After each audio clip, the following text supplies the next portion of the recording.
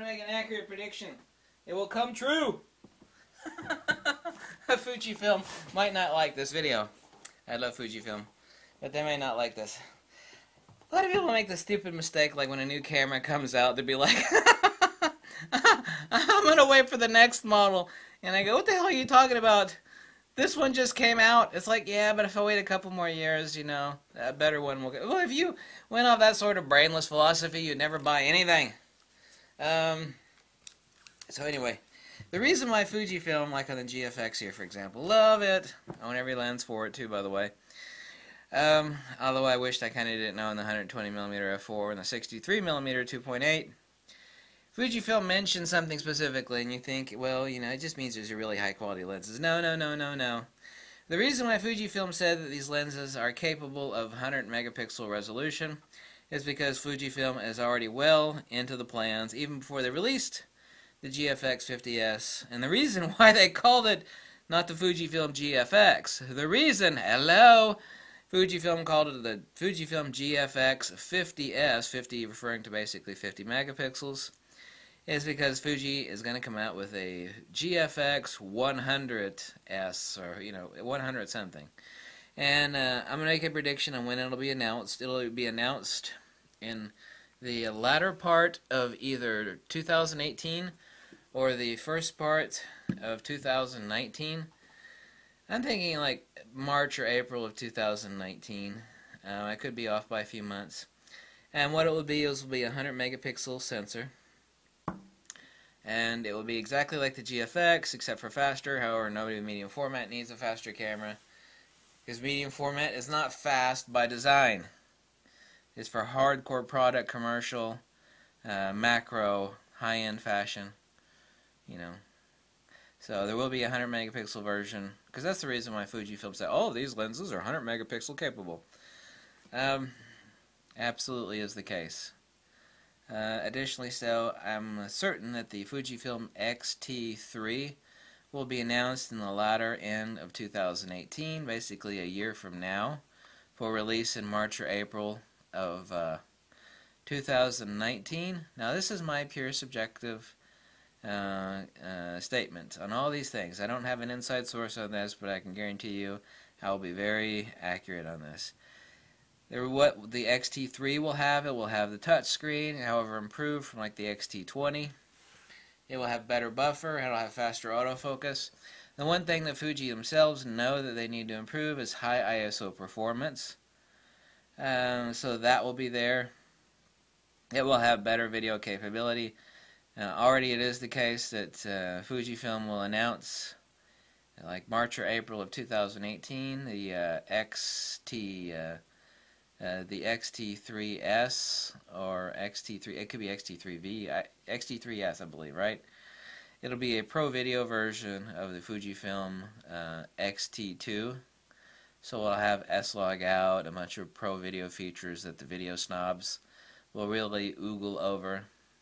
And it's a very smart move from Fujifilm. What they will say too, and this is where everybody's really confused, they think Fujifilm is going to start going with IBIS, but there's no indication of that. Fujifilm has several lenses. Fujifilm's already been planning the X-T2S Pro Video version of the X-T2 even before the X-T2 came out. And along those lines, Fujifilm's later lenses have a wider circular projection. Those lenses which are also quiet for video use. Fujifilm has already announced that. Some time ago, a long time ago. These are 16 to 55, 2.8, has a larger circular projection. It doesn't have OIS because Fujifilm themselves said that they couldn't introduce that because the circular projection would fall outside of the sensor area. I don't know if that's exactly true, but it's definitely true that the X-T2S will have in-body image stabilization, S-Log out, touchscreen, a bunch of other pro video features that I'm not a video person, the pro video feature that people will really want.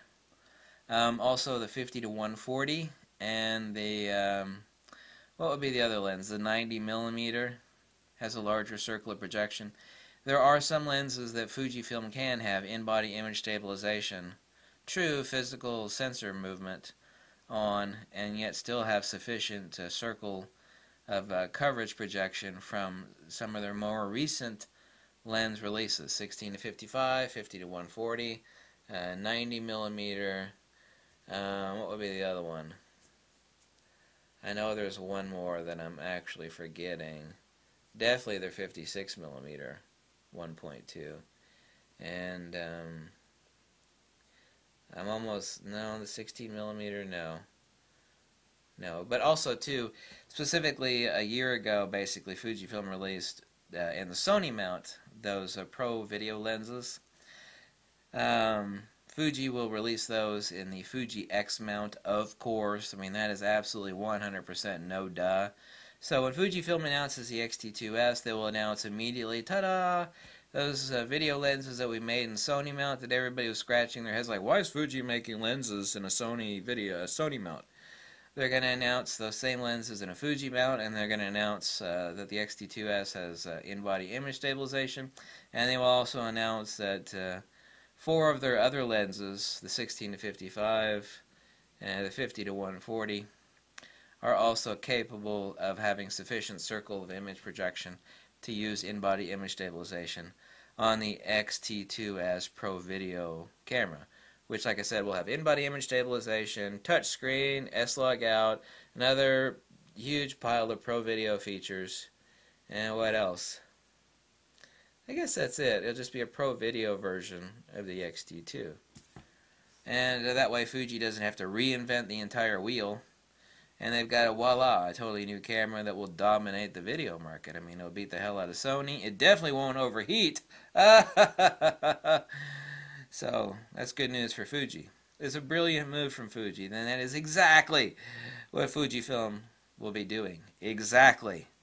There's just no doubt about that one. I'll be dead spot on that prediction. So, there's the next 2-year roadmap based upon incredibly logical, retroduction. Nobody knows what retroduction is. It's a type of Sherlock Holmes logical speculation, because, however, his was induction, or deduction specifically. Retroduction is an ancient Platonic methodology which is superior to induction and deduction. But I'd have to take an hour to explain to you what retroduction is, and I don't have the time for that. So, and I'm recovering from a cold. That's why my voice is so deep, and I seem more crazy than I normally do. Thank you so much for watching. If you like these videos, you always click the link below, because I'm not a shill and a corporate puppet like everybody else on YouTube, and I don't have affiliate links.